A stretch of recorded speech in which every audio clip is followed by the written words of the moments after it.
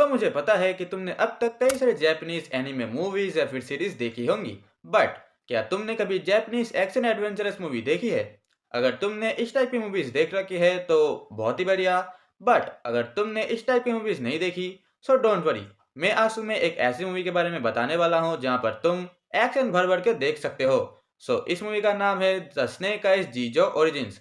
तो आओ इस मूवी के बारे में डिटेल में जानने की कोशिश करते हैं।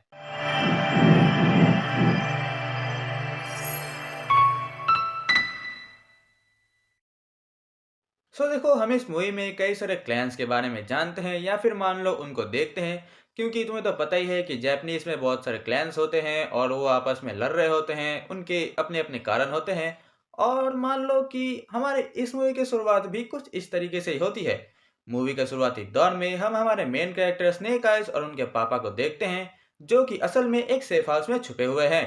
एंड कुछ ही दिनों बाद हम देखते हैं कि कोबरा क्लैन के कुछ लोग आकर उनके पापा को मार देते हैं, बट वहां से स्नेक आइज जैसे तैसे करके बच निकलता है। अब इसके बाद कहानी शिफ्ट होती है कई सालों बाद, जहां पर अब हम स्नेक आइज को देखते हैं कि वो बहुत ही बेहतरीन एक स्ट्रीट फाइटर बन चुका है।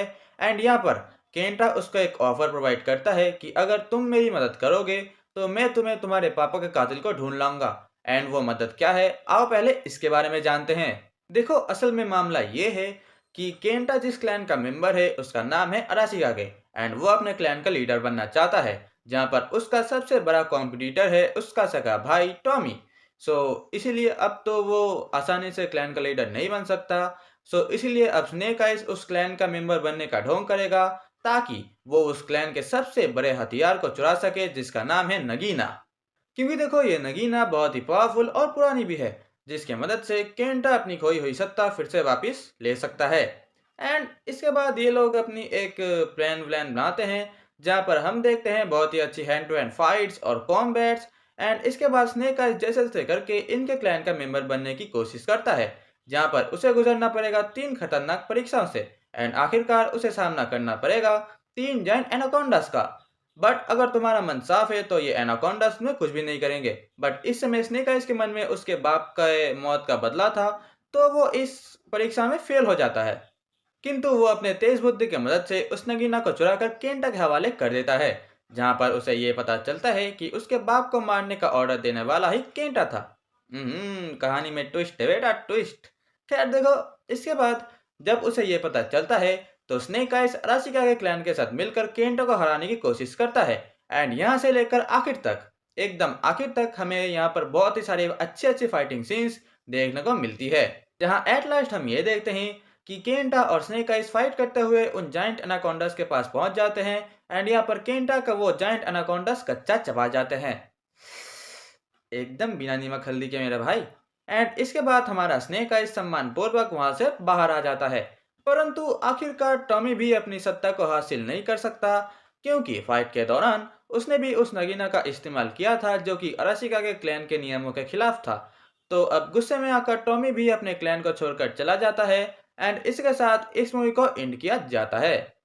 देखो, अगर तुम्हें एक्शन मूवीज देखनी अच्छी लगती है तो तुम ये मूवी डेफिनेटली जरूर पसंद आएगी, क्योंकि यहाँ पर तुम एक अच्छी स्टोरी लाइन देख सकते हो, अच्छी फाइटिंग सीन्स देख सकते हो, जो कि एक्शन मूवीज के लिए बहुत ही ज़्यादा ज़रूरी होता है। एंड बात करें अगर इसके वीएफएक्स की, तो इसके वीएफएक्स भी बहुत ही सही थे।